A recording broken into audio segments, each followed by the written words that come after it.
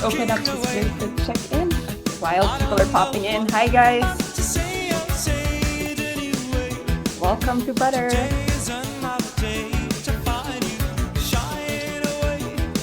Okay, while we're waiting for more people to come in, I'm inviting you to actually put stamp in the flashcards where you are in the rest, just so you get to know a bit where you are.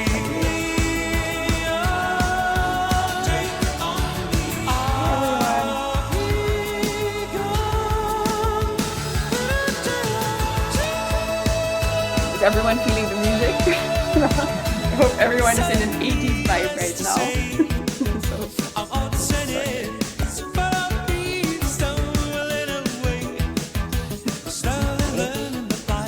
Always, Natalie.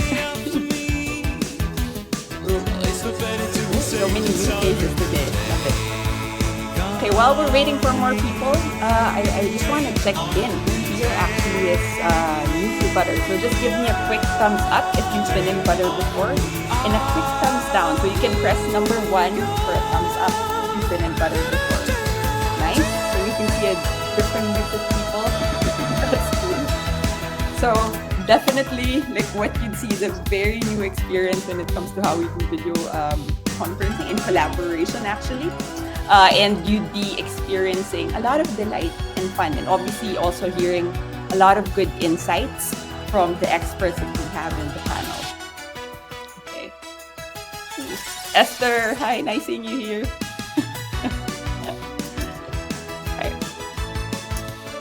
And while let's give maybe 1 more minute for more people to come in, I'm going to be very shameless in plugging an event that we have coming up actually. So this event today is part of our whole Collab Fest series, which will be launching in September 14 to 15. And this is essentially a celebration of remote collaboration and everything that has to do with building great team cultures and such.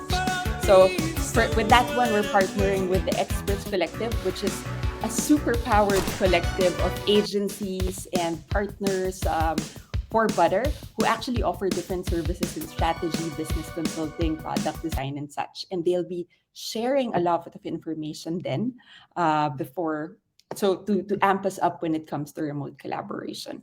I think that one, we've waited long enough, so I'm gonna turn this flashcard off first and try to see everyone who is here.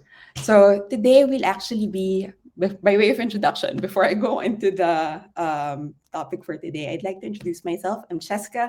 I'm the one leading growth here at Butter, and I'm here to actually just stand in for our lovely, lovely head of community, Anna Maria, who is currently away.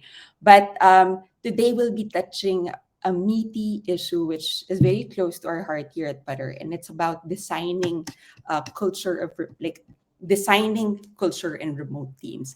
And it's really all about getting insights from the experts we have at our panel here today, which I'll be introducing very soon, about how do you actually, what are the challenges that we face in remote teams? How do you build healthier connections and actionable tips and strategies that you can then take into your own distributed or remote teams to test out?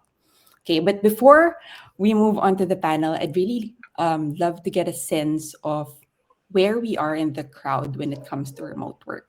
So a few questions lined up for you guys, just to see the feel and the vibe of the room. So are you team remote work or are you team office at the moment?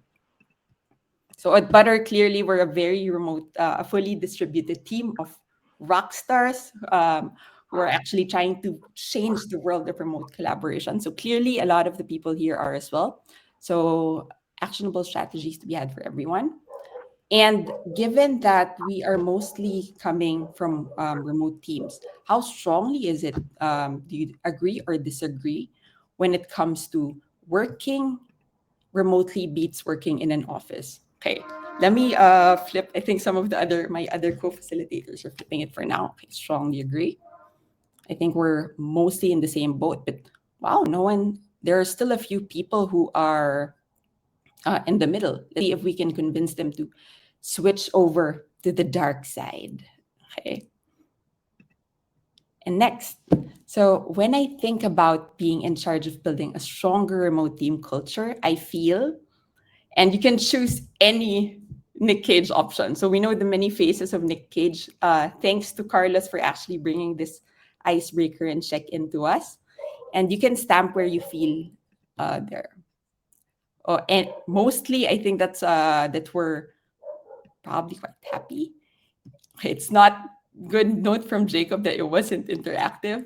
Then I guess the last question is really, how strongly do we agree or disagree that you can build a strong sense of connection in a fully distributed team?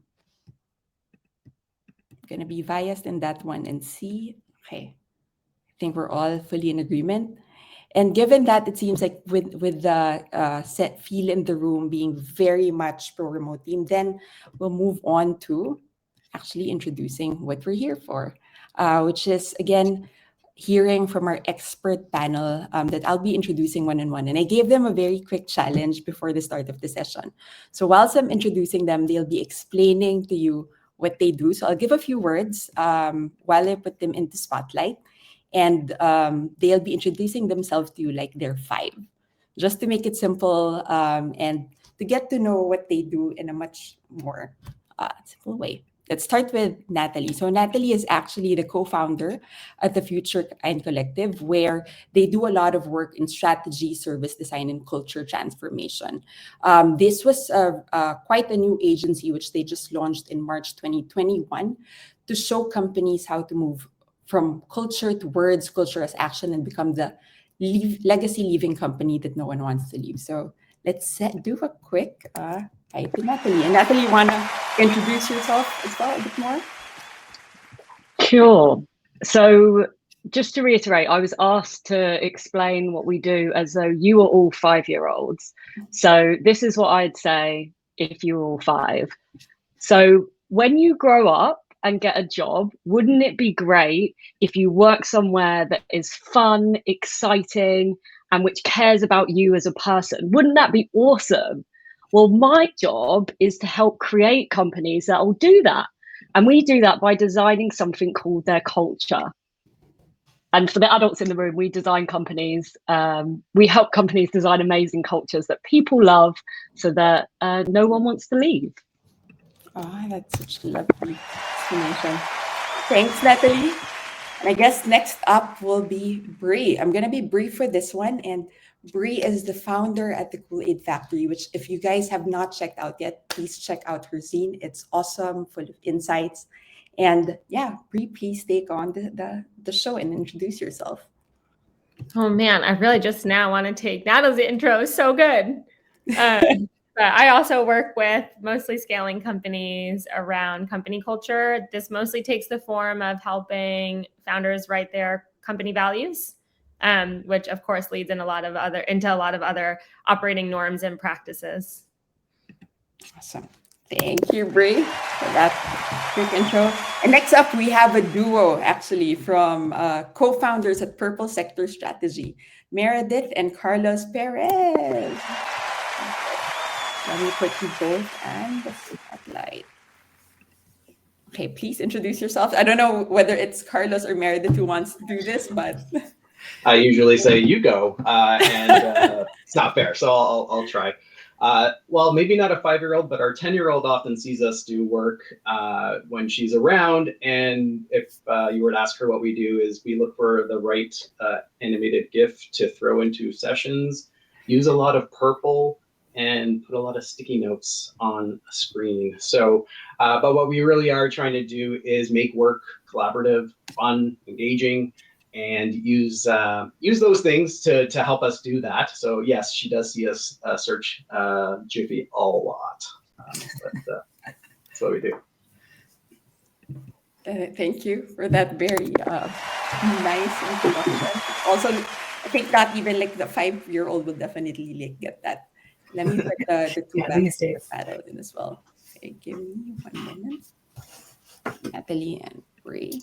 Okay, there. I think now that we have all of you guys in the panel up there, I'd really love to start off with some questions around the biggest challenges that the companies you work with are facing today. So if you think about some of the companies, the clients that you work with, can you share with us what the biggest challenges they are and one concrete way that you've supported them along the way? in overcoming it? I think we can start with Carlos, if you're up for it. Sure. Yeah. I think one of the things that we're seeing is there aren't necessarily a lot of clear examples for companies to go on, right? And I think they were all thrust into this, as we all were back in the spring of 2020. So everybody's just kind of been trying to write their own playbook, and they're desperate for guidance and for different approaches. And everybody's kind of in that manic stage. And I think as we've been going through the pandemic, there's been more examples. There's been the ones like Zapier and GitLab who have been saying we've been doing this all along, but they've provided some tips, I think, for them. But that lack of where do we turn to? How do we actually work remotely, and how do we do this is I think something we've seen quite a bit. Is that also something that you see with your clients, Natalie? Or? Yeah, definitely. I think linked to that, something that we see quite a lot is that although we are clearly in a group that is in agreement that you can create a sense of belonging and connection in remote settings, there are few and far between examples of companies doing that and doing it well. I think Butter is a great example of a company that's doing it really well, and I definitely look to you a lot to get inspiration on that. But it kind of goes against how humans are hardwired. So it is quicker and easier to build connection and a sense of belonging when you're face to face and when you're in person. And so I think that's something that I see as one of the biggest challenges with the companies that I interact with, is that they say, okay, we've been told this all our life, that, face to face, in real life, all of this kind of stuff. How do I actually create belonging and create connection if I'm never going to meet someone face to face? And I think that's the reality of creating remote cultures. You have to assume that you may never meet these people face to face ever. And so the way in which we help people do that is we ask them or invite them to look at their people experience the same way as they would look at their customer experience. So there's a moment of discovery, there's hiring, there's onboarding, and then there's this whole experience once you're inside of an organization, whether that's progression, whether that's well-being, recognition, support, all of that good stuff. All of those moments can be designed for from the perspective of connection and belonging. And so, to Brie's point, values are core to that. You have to have clear values, and you have to know how they manifest in tangible, measurable behaviors. And you have to know the moments and the decisions that you make across your people experience that align you to those values and that, bring you together around a shared purpose and a sense of belonging. So it's not easy, and it's something that what's even more challenging about it, and this is around culture in general, is that it's never done. You constantly have to refine it. You constantly have to work on it. And that can be a difficult message sometimes, because you just want to do something and do it well and tick it off your to-do list. And unfortunately, culture is not one of those things that you can do that with. Yeah, fully. I think we also see that in Butter, that it is a living, breathing thing that you do need to work at very consistently. And as you mentioned, very intentionally. That analogy that you made is quite spot on, and like treating it almost like a customer journey and experience that you map out day in, day out. And Brie, anything to share when it comes to the biggest challenges? Yeah, I think something I'm seeing a lot of is around information flows. I think a lot of companies sort of underestimated the amount that was just moving through osmosis and what I've been calling like distributed collisions in our offices. Just like, what do you notice when you walk by someone else's computer, or you bump into someone at the lunch line, and then you go back to your team and tell a friend about it. And another colleague has been referring to this as like vectorizing information. But yeah, I've just been thinking a lot about how can information move in this kind of casual way in organizations in the remote and hybrid landscape. That's not so much like just presented in an all hands or filed in a ticket. This more of the stuff around advancing the collective wisdom of an org. Like, just as a follow-up to that, I think that's an interesting perspective to it in terms of information flows. How are there any things that you've done with the clients that you work with, or some of the people that you consult with, in terms of making sure that that happens, that challenge is addressed? Yeah, one favorite mechanism lately has been the company digest, or even just a regular sort of like manager digest, or just like, what is our team up to in general? And it's funny, we are all very familiar with the All Hands Forum. And what's great about the All Hands Forum is that it's a way to push information out to the company. It's a way to surface stuff that people don't know they don't know. Unlike what I call like pulling information, where you like might go to a wiki and search for something. And what makes, I think, a digest sometimes more effective in the hybrid environment is that it produces an artifact of this work that's searchable, scannable, referenceable. So I've been working with lots of companies on creating like, what does our all company digest look like? And also like, what might a team or an org version of that look like? And something I will say, like, it doesn't have to be boring. I've been like encouraging folks to do like, what's like a song of the week, or like give it a comic, or like have someone in the company who's a culture carrier sponsor it and like tell a silly joke at the top.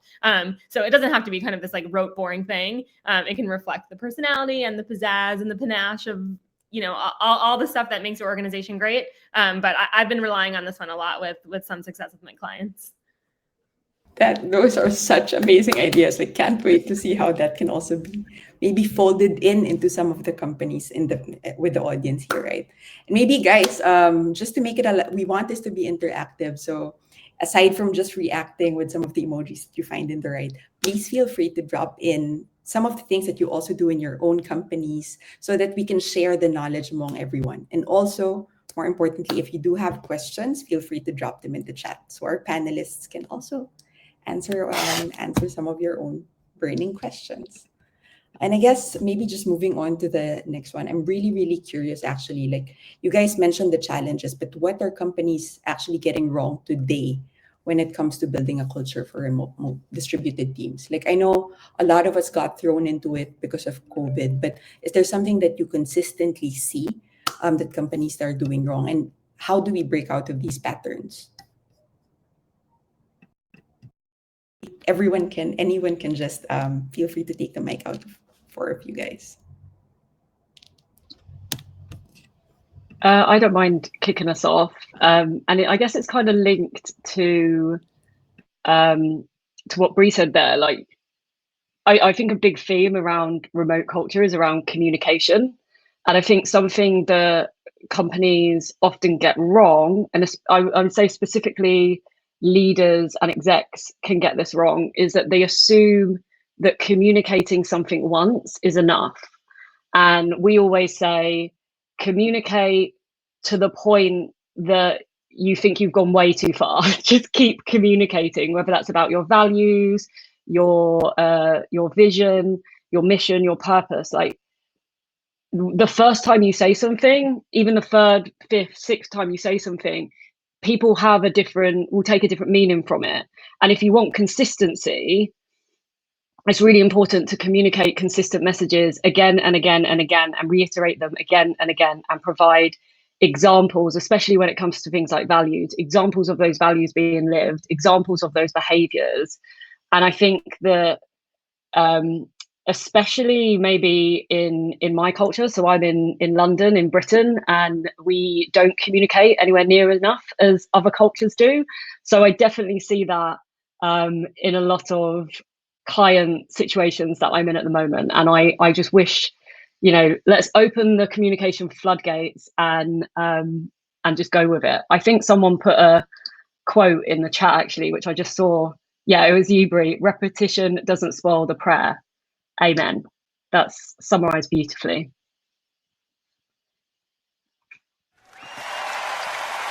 We give a bit of a sound to that, but yeah, I guess I completely agree in what you're saying. But I guess, does anyone else in the panel have a different perspective on that one? I can go. I can say this. Yeah. Yeah, I think a big sort of mistake that we make when we move, especially when we saw the great shift at the beginning of the pandemic to remote, is just assuming that the things that worked when we were in person would work in a remote setting. But when you start really doing a fully distributed kind of remote application, you've sort of taken away a lot of these obvious things that connect people, like their geography. That doesn't exist anymore when you've got people living in massively different time zones, different countries, different languages, all that kind of thing. So that's what we've seen as sort of a bit of a disconnect that was maybe a little slow for some to kind of pick up on and try and improve their culture when they moved to the remote scenario. So I guess the interesting thing between what Natalie and Brie do is that we at Purple Sector, we don't really tackle culture head on, though we've seen what we do tackle with our clients does sort of impact culture and help improve it. So what we focus on at Purple Sector is how to get people collaborating better and doing the work better together. And that impacts culture because as soon as you can work better together, you automatically have something in common. You have the work in common. You have why you're there at that company in common. And that just helps sort of spool. Eventually, those more personal connections could come with some on the team. But at least when you're working well together, that can be that glue that first gets, everything rolling, basically. And I think but aside from, because we keep, I completely agree that the work is almost that glue, but almost how can you actually make sure that aside from the work, they also get connected much more strongly? Because there's something about it being almost a concentric circle that it starts from there, but then it builds up into involving the team, aligning around the shared purpose. Is there any way that that for you, Brie, that you've seen it go both wrong and right, best examples from other companies that you've seen, Brie, along those lines? Yeah, I would actually say I don't differentiate between culture and work. I even describe culture to my clients as just how it feels to get the work done. And I don't know, I think we've all sort of evolved our thinking on this. We know that culture isn't the happy hours and the pool table in the office and who likes a company picnic unless it's really, really good. But really what you want to see from your colleagues is that they just kick ass at their jobs. So whatever you can do to put people in their zone of genius or put them in places where they can excel and do great work and bring others along in that process, the better. So I'm a big fan of kind of designing working groups around this. Maybe you've heard of Amazon's 2 pizza rule or something, where teams shouldn't exceed the number of people that could eat 2 pizzas together, and actually being quite thoughtful about what that cross-functional group looks like so that everybody's actually just performing well and liking it. And that's the stuff that greases the wheels of culture. You're much more likely to get excited about someone's gardening habit or pet dog or kiddo photos if you've already been yeah, damn, this person rules and I want them in my life and my work orbit. So less on the maybe gardening Slack channel, although that is cool, and more time on the let's make sure these working groups are kicking butt. And sorry to curse on your panel. No. Please curse away. We accept all perspectives here, and the more the merrier. Yeah, I've heard a norm at one company: you can curse, but just not at someone. That's something we should take very seriously. I do agree.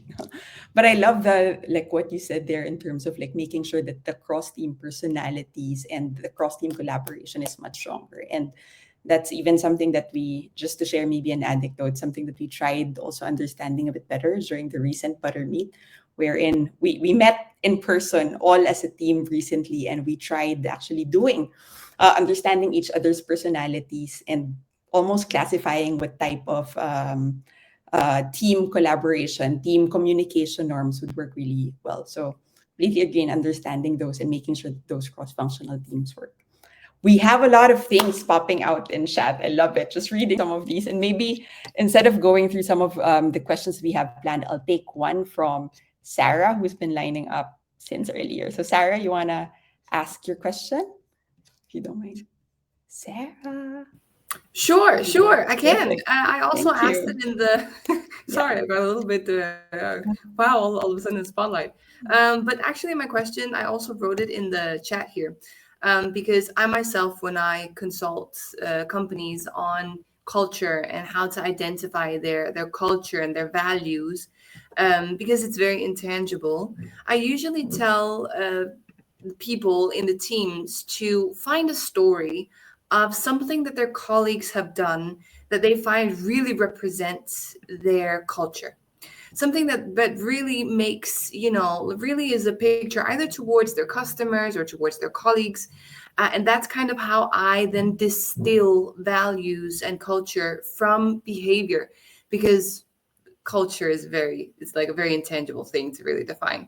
But I'd like to hear if you guys have other suggestions as well, because like this is just one way of doing it. So I was very curious to how you guys do it. Conscious of taking up a lot of airtime here, so other folks please jump in. But one thing I will say is I think it's extremely important to get companies talking about culture, naming it, even though it is fuzzy stuff.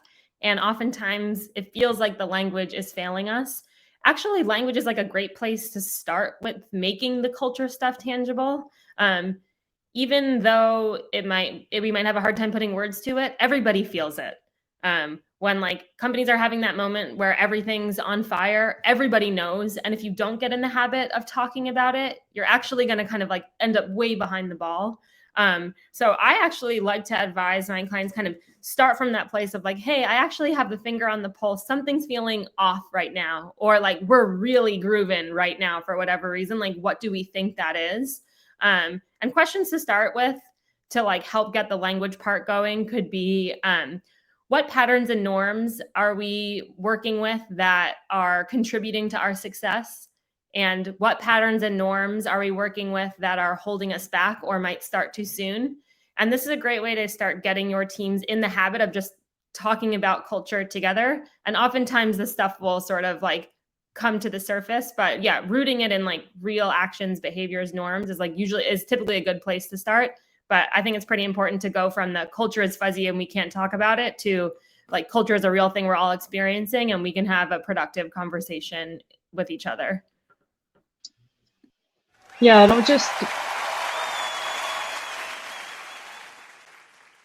I love the applause. Sorry, I almost spoke over your applause there. Sorry, Brie. I'd just add to that. I totally agree with everything that Brie just said. And I love your approach, Sarah, of stories. That's getting people to tell stories. Like that's an innate human skill. So we can learn so much from the stories that we tell. What we do at the Future Kind Collective in the early stages of a culture design project is that we get as many people as possible really around often a virtual table and use the Ikigai framework.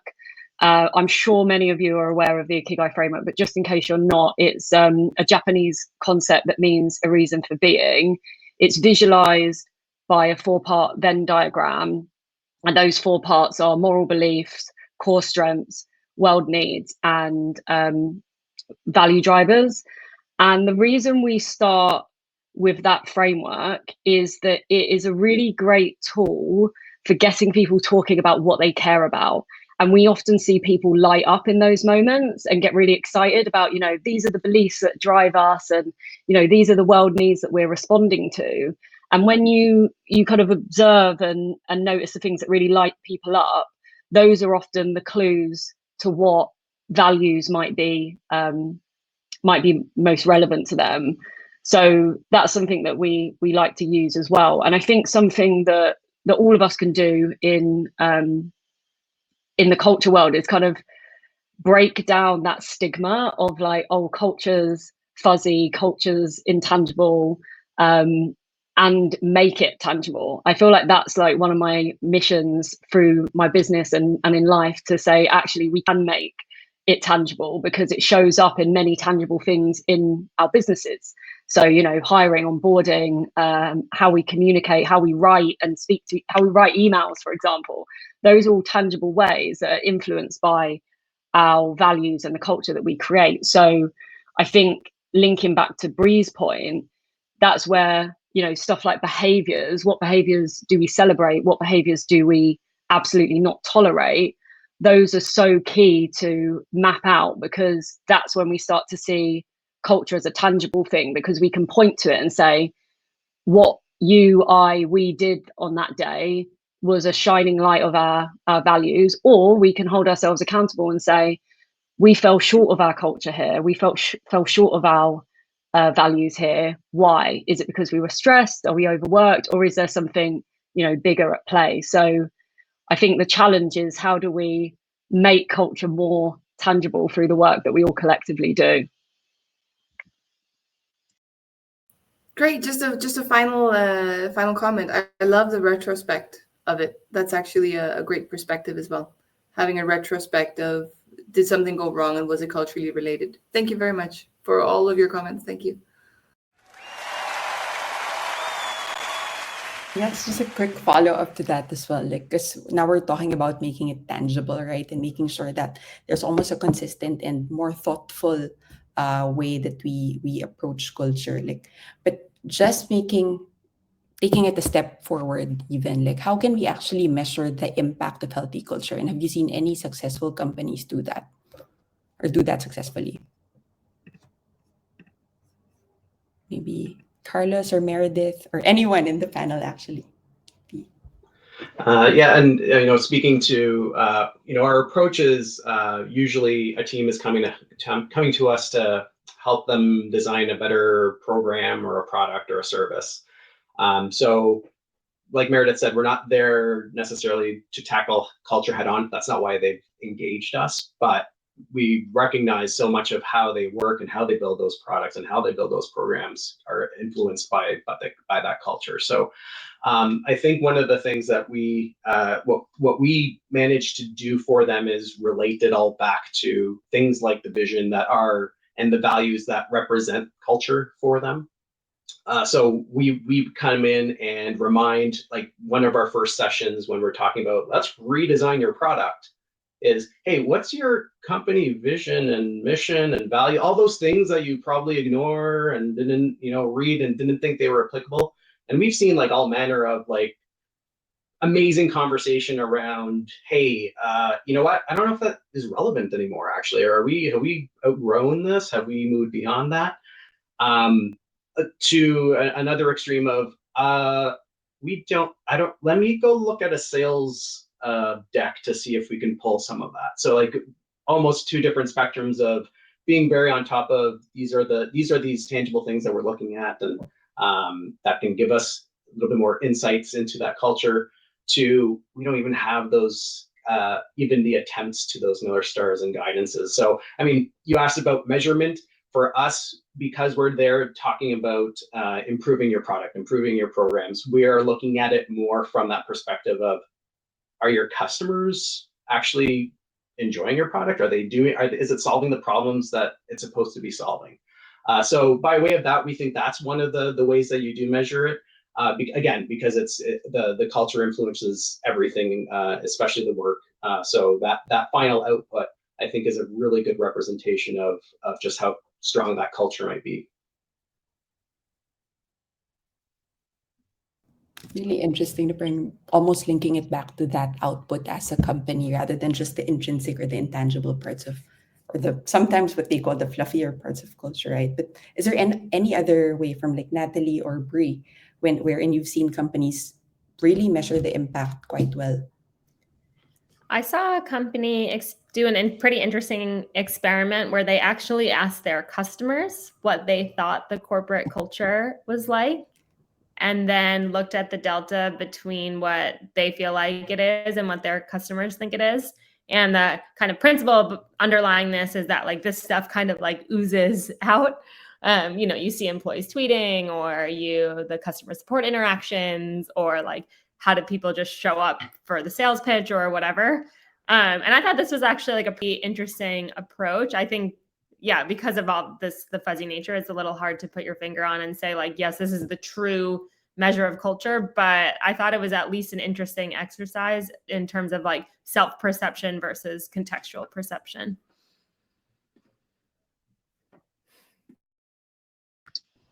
I guess really interesting, parang even putting the customers into play and completely, how do we make sure that that culture is apparent and almost more outward facing? Because then you'd see that that is a healthy and thriving culture when people even from outside the company are actually talking about it or seeing it much more visible and aligned to what the company is talking about in terms of values.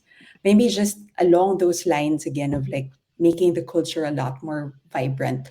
What are the three main things that a remote company needs to put in place as a foundation for that? So, especially this can be particularly critical for those who are just starting out to build the norms, the values, the building blocks for what their distributed company ultimately needs to be. So, what are for you are the essential ingredients to making that happen?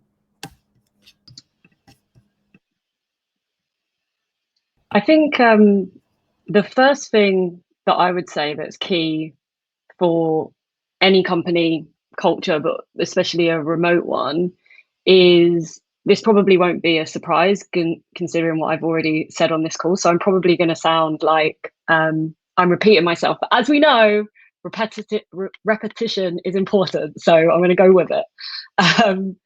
So I guess like to weave in an example here, I was fortunate enough to speak to the people lead of a company called CapDesk earlier this year, and they were telling me about how they redefined their values. So they are pretty much a fully remote company, and they not only redefined what those values were, they went through a process of actually codifying them. And that process of codifying those values actually tested whether the values that they had would stand up in the light of day of the business.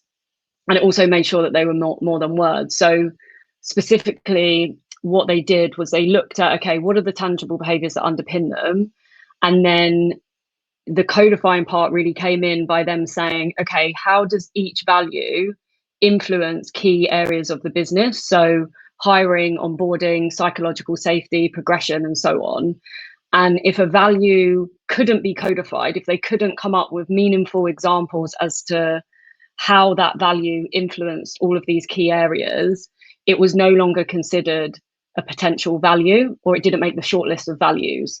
And so if you think about that from onboarding, but also anchoring their existing team, they have such a clearly defined framework and a very detailed framework for what they stand for as an organization. So I think foundationally, having values that are not just words, that are fully codified, that are, measurable with behaviors and influence the key parts of your business is such an important foundation for your culture, but also, as I mentioned earlier, connection, belonging, and also making sure that people remain collaborative and connected throughout their time at your business. Out of sense, especially when it comes to the onboarding part. How about you, Brie, Carlos, or Meredith? Any other thing you might want to add that we haven't covered yet? I think this is maybe an obvious one, especially for this audience, but I think just having the right tools that do allow your team members to collaborate and have conversations is a big deal. You can't just rely on, emailing a Word doc about something important and trust that that means the message is sent. A, it's only been sent once. B, like the feedback and the conversation never gets a chance to take off. So think about the tools that you're activating your teams with and make sure that they really are centered and focused on collaboration and conversation. And then, well, in a remote way, not just, I read in the chat, somebody said, when they have a call, even if only one person is remote, everybody calls in. So it's not just a boardroom table of everyone kind of sitting in front of the one person on a TV screen. Like that's critical. And that's, about activating those tools appropriately for remote work. But yeah. Brie? She if anything else to add for that question? If not, I'm gonna move on to the long list of questions from the audience because there are a lot. Okay, perfect. I think we're gonna do a hot one from Esther actually. So Esther's asking, how can culture leaders tackle reforming a remote culture that might already be heading towards toxicity? Who owns the re-steering of the ship? Very hot take on that one. Hot question. Anyone want to take it? I think I actually replied to that one in the chat. So maybe I can bring that to life. I can't find it now, but I will try to remember what I said. So I think that first and foremost, culture is owned by everyone in a business, and everyone has the responsibility to evolve and maintain and contribute to that culture. However, when toxicity is emerging or arising, I do believe that there is a strong onus on the leadership team and the exec team to re-steer the ship and to role model what good looks like, and also to very clearly and visibly, and I don't mean calling people out individually, but I do think we have to have clear conversations about what we don't tolerate as a business and what's not okay. Communication first and foremost, but then action if that's constantly being undermined, and decisive action. Sometimes that will mean that, some people will have to be let go and they'll have to go to another organization that's better suited to them. And that can only be led by the top, really. But I think in addition to that, it's really important to understand the root causes of the issues, because often leadership might not have the clearest view of what's happening on the ground and what the true cultural issues is. So I think that, yes, we need them to lead from the front, but we also need them to listen and understand what's really going on. And I'm a strong advocate on, engagement surveys, anonymous surveys, and of course focus groups as well. But gathering that intel and using that to make decisions, so we don't end up being, a bull in a china shop and just saying, hey, we're going to lead from the front and make all these changes. It needs to be a balance of, we often call it top down, bottom up. But I do think in those scenarios, you really do need leadership. Makes a lot of sense in terms of making sure both ends also meet. How about, I think Brie just dropped out for a bit. Let's see how that works. But maybe Carlos or Meredith, anything else to share for this one? Yeah, I think everything you just shared, Natalie, makes so much sense, and I'm curious from the other panelists too if they see this often, where the leaders might be in search for something their teams need to do and adopt, and we're going to do this for the team, realizing that it's like that senior leadership team or executive leader, whatever the acronym happens to be at the organization, is so critical. And we've seen examples of the work we do when we have that senior leadership present and when it's not, and it's night and day. Like the opportunity we've seen of somebody who's just joined the organization a couple months back to hear from the CEO that they admit, yeah, our mission and values might be a bit dated. When we were creating those, this is what was going on, and you just see they get smacked with all this context that they never had. So yeah, the C-suite has to show up. I saw that comment in there in the chat. They need to be present. They need to listen. Everything you said, Natalie, of course, bang on. I think always that constant evaluation, really, and making sure that we listen to all fronts. So thank you so much for sharing those thoughts, guys. Another one actually from Habla. So he'd be super curious to hear what a typical day would look like from start to finish.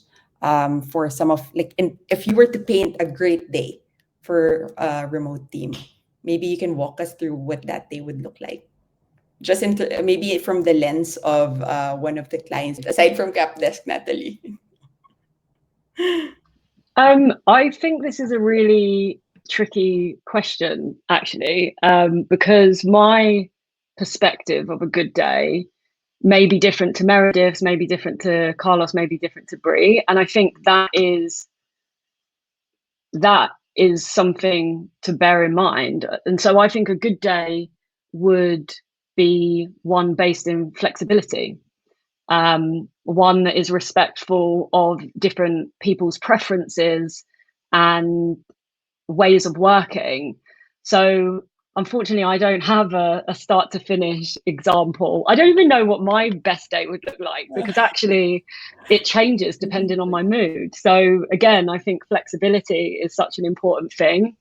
And I guess linked to that, I think an amazing tool for connection and understanding your teammates is individual, like personal user manuals. So there's a ton of different templates for this, and you can kind of create your own, but essentially you want a template that is almost like a one pager of you. So how do you like to collaborate? How do you like to receive feedback? What working hours do you do? When are you most creative? When do you prefer to do admin tasks?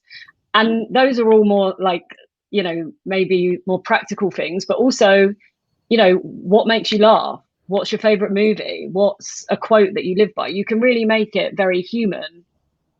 But I think with that in mind, having those user manuals, I think a good day would look like me saying, okay, who am I meeting today? Or who am I trying to meet this week? And I look at my team's user manuals and adapt how I meet or collaborate with them based on their preferences, so that we can have a much more collaborative and effective time together. So apologies, that's not like the most direct answer, but it's a tricky one. I hope that makes a ton of sense, though, especially like if teams are working distributed, you might need to consider not just the personal preference when it comes to style of working, but even how they actually will receive feedback or will work at their best for different times of the day. Might also have misread a bit of what Hablo was saying, but we can also move to the next question, which is from Esther. Again, actually, Esther, you wanna unmute yourself and maybe ask if Esther is still here. Has she dropped off? I am still here. Which Okay. question? You had something on how might culture leaders. Yeah, I'm always curious about honesty when it comes to culture, especially when we start to think about cultures that are shifting from maybe previously being an older type of remote culture to something that is a little bit more new, and we have all these check-ins and all this great stuff. But how do you really, I mean, obviously you want psychological safety, but that should be built into your culture. And if the culture is headed in a direction you're a little concerned about, how do you start tackling honesty head on, and who can lead that as well?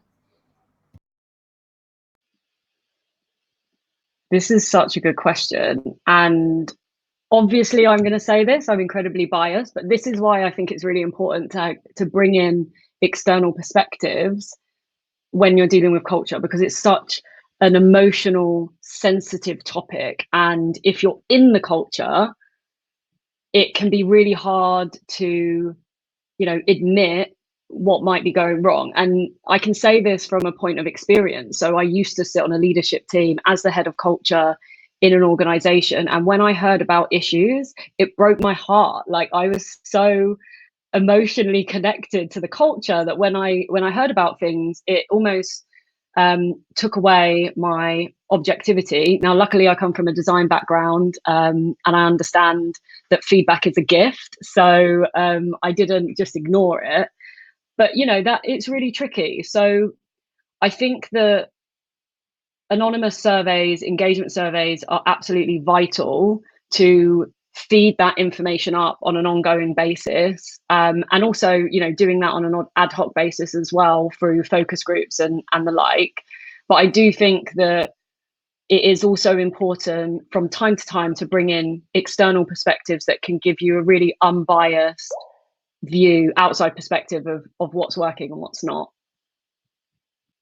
Sarah had something to say to that. You have the word. Yes, it's actually just a comment that I noticed the word honesty, and honesty is a very socio-cultural word and phrase. So I think maybe if you switch from honesty to transparency, then that can actually help you a little bit better, because honesty for Danish people, for example, we're super honest and we're very direct.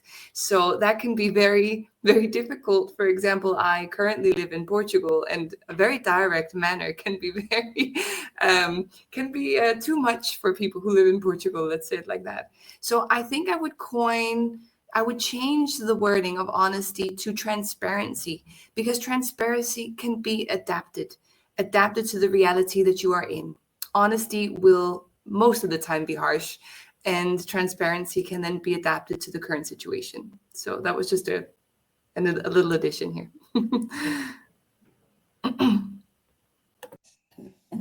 I think we do have time for just 1 to 2 more questions. So whoever is first to get on the queue, so you can just click on queue in your left-hand menu. Whoever is first to pick that up will be the last one to ask. If you press Q and then any number between 1 to 3, that'll also pull it up.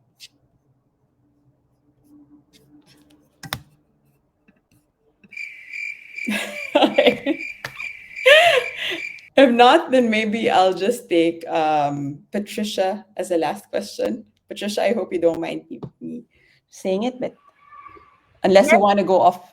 Okay. Oh, good, no worries. No, I was just wondering how. So starting from like the very, very beginning, if it's like a very new company, it's a startup, and let's say there are just like 20 employees, they're all remote, and how would they create a culture? Like, because I think the term culture is so broad. So how can this like small company actually can start even creating a culture themselves? It's just like, I was just wondering how it would work, because I mean, all the companies I've worked before, they already had a culture. So you start working because they're quite big, they had a culture already. But for these small ones that are just getting started, how can the culture stand out from the other company's culture, for example? I'm going to jump straight in here, because I'm like, 20 people is like the opportune time to be be defining your culture. In fact, I always say to the startups and the founders that I work with, the longer you wait to define your culture, the more cultural debt you accumulate and the harder it becomes. Because if you don't define your culture with intention, it still happens, it still creates itself, it still emerges. And the problem is that if you haven't designed it with intention, there is a high chance that the culture that emerges may not align to your vision, your strategy, and your ambitions for the business. It might undermine it. So it's never too early. As soon as you're working with someone, whether that's, a freelancer working with a supplier, a culture is created. It's created when people come together. So I think, a starting point is getting in a room and saying, okay, what is most important to us? Like, to the points that have already been made, what are the behaviors? What are the norms? What do we reward? What do we not tolerate? And get them really clear on all of those aspects. And you'll start to see where there's alignment. That's culture. That's what's forming. But I do think it's really important to have the ambitions of the company and have that question of, okay, if this is where we want to be, how do we need to work together in order to realize that vision? So it has to be grounded in both what's important to you as a collective, but also where the business is heading and the culture that is required to deliver on that vision. Sorry, I got very excited when you were like 20 people. I'm like, that's the time. That's perfect. Thank you. I think very bright last words. Never too early to start. So thank you so much, Natalie. Anything else as last words from any of our other three panelists? I'll jump in, and I think in everything that everybody has been saying here on the panel and from the audiences, you have to make the space for this, right? Like that's like it sounds so cliche, it sounds so simple, but these are the things that matter most, and we rarely talk about them. I think sometimes we just lack the tools to talk about them, and that's why we don't. So, I'll echo that external help always helps. Here's some new tools, here's some new processes, and helping make that time is critical. Otherwise, yeah, it'll go define itself, and you won't be able to even understand it, let alone try to change it. Makes sense. Brie? Okay, I think on that note, actually, I'd love to pass on the ask to you guys, to whoever's here. First, thank you so much for staying on. I know we're close to time, but we really, really appreciate all the time you've shared with us, all the questions, all the messages in chat. You guys have been a really lovely crowd.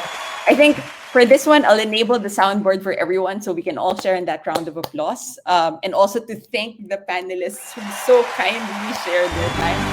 So if you press S and then applause, let's all share in that one. You guys have been awesome. Honestly, like even while listening, I was taking down notes. I think all of the tips that you shared, both just in terms of the very lofty insights, but also the practical tips from the companies we work with, are something that we can all take back. And on that note, I also want to ask the audience, actually, like, if you guys can share one takeaway from today's conversation in the poll, that would be really lovely. And again, thank you to everyone, and I hope you have a lovely day. Thank you.